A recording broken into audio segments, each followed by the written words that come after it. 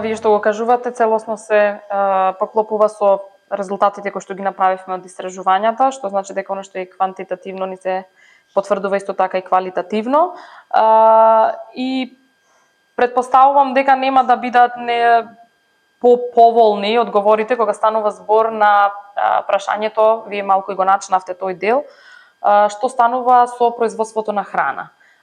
Увозно сме зависни од производството на храна, кризата автоматски значеше и далекосежно покачување на цените на основните производи, на храната, на овошјето, на зеленчукот. Постојано се уште се бориме со различни мерки, замрзување на цени и слично, за да може барем обичниот граѓанин да се ги дозволи основните производи во домаќинството.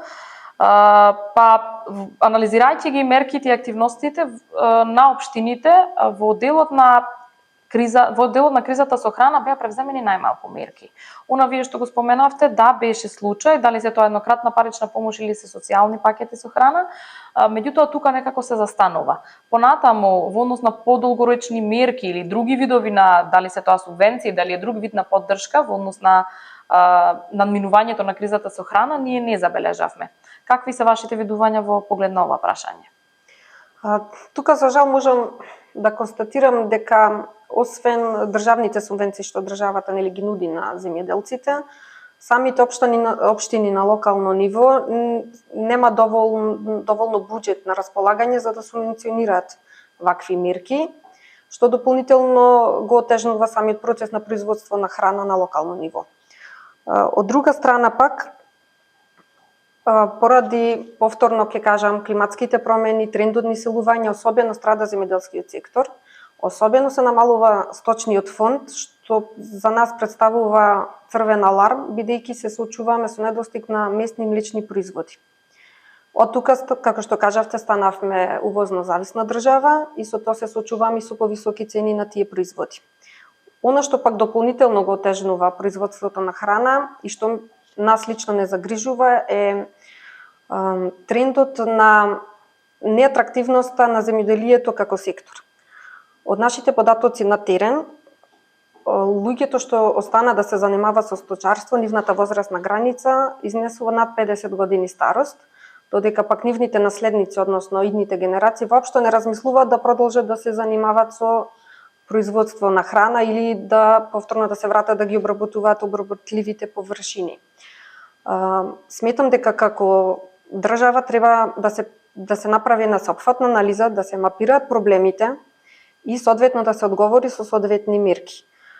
Сепак тука товарот на самите општини би бил преголем доколку оставиме само тие да се соочат со овој проблем. Затоа наша препорака е најпрво на национално ниво сериозно да се седне и да се размисли што би правеле во иднина доколку сакаме да спречиме да не погодат последиците од оваа економска и енергетска криза. Да, целосно се сложувам со вас, иако нели општините најголемиот свој придонес би го дале во однос на специфичното производство кое што го има, нели во зависност од регионите и всушност една таква акција која што би ги опфатила и националните институции во соработка со општините, мислам дека како што спомнавте вие единствениот одговор кој што на долг рок ќе ни даде и некоја отпорност во однос на овие кризи. И веќе споменавте, а не може да го прескокнеме секако и прашањето во делот на енергетската криза. Исто така и тука потврламе и како држава и како сектор и како општини со оглед на тоа што цените за увозот на струја беа енормно високи, имавме голем број на рестрикции кои што различни општини ги применуваа различно и во различен обем во зависност нели од нивниот буџет, во зависност од нивните предвидени планови и мерки. Кога станува збор за енергетската криза, што сметате каков беше одговорот на општините во тој дел? На локално ниво сепак општините направи одредени напори, не можеме да кажеме дека воопшто не се потрудија да дадат одговор. Така, например, имавме случаи кога општините воведоа нели одредено гасење на јавното осветлување, нели.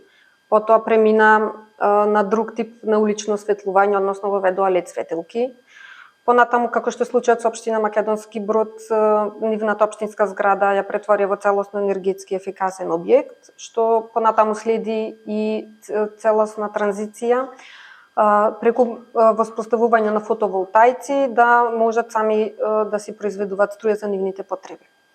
Од друга страна, во другите општини гледаме дека преку приватни инвеститори се градат фотоволтаици, се издава државно и општинско земјиште, како понатаму би можеле самите општини да не зависат од увоз на струја. Меѓутоа, како што ќе кажам, општините сепак се мали и согласно нивните капацитети, сметам дека може и подобро, меѓутоа се сочи најдобро колку што можат. Во однос на мерките што можеби понатаму можат да помогнат, увидовме од нашите анализи дека тие планови за енергетски кризи постојат само на хартија, меѓутоа не се ажурираат навремено, ниту пак се прави евалуација. Значи, како што напредуваме како општество, неминовни се климатските промени, нели и останатите кризи како што се пандемијата, други болести, сметам дека треба да се направи сосема ново ажурирање, едукација на вработените и соодветна евалуација на истите тие мерки.